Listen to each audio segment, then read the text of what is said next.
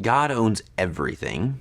So the real question is, how does everything get a chance to proclaim the glory of God?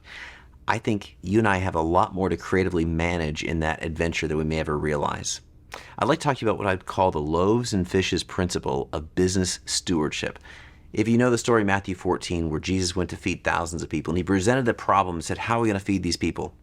You know, there were people who checked their bags and went, well, they said they had nothing. They actually had something. They just didn't have enough. They had some bread here, some crackers there, but they said no. And we know the story of the boy who said, I have something. All I got is this.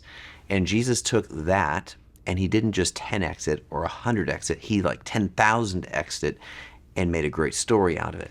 Well, I believe the kingdom accounting principles, the kingdom accounting rules when it comes to generosity and stewardship are way more fun, diverse, and creative than what you and I learn about in GAAP or business school around finance rules. That's why I love our friends at National Christian Foundation who help us think beyond just cash and even sometimes simple equities when it comes to the basis for generosity and kingdom impact.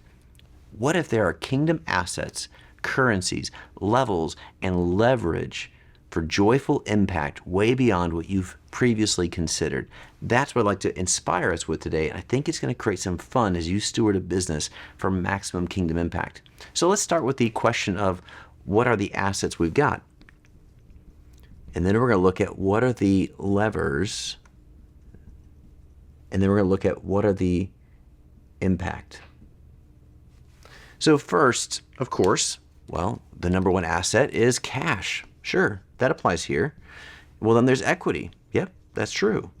But this is where it gets more interesting. Let's break up real estate. Let's think about facilities. Let's think about equipment. Let's think about people. Let's think about skills you've got. Let's think about relationships you've got. Let's think about influence you have. Let's think about operations and expenses. Now, you're going, Mike, you're confusing us. In accounting rules, expenses are liabilities. Those are not assets. That's in traditional worldly accounting, yes. We're talking about kingdom math here. And in kingdom math, even things that you view as expenses can actually be turned into giving engines. But before we unpack that, not only do you have these various categories of kingdom assets, you've also got different levers. So most of us approach this with a question of self. What's the cash I have? What's the equity I own? What's the real estate I possess? What's the facilities I have? What's the equipment I own? What are the skills I have? Fantastic. And please, we got a lot of work to do there.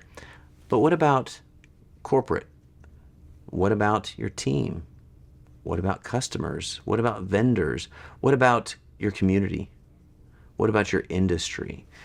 When you and I begin to think about how to leverage these kingdom assets with these levers, it can lead to an exponential impact, more resources, more fun, more energy, a greater story than you could ever imagine. But when you and I begin to think about how to invite all these folks to leverage these different categories, new possibilities open up. So I want to jump down to the bottom here because you're probably going, how in the world do these things begin to represent giving opportunities?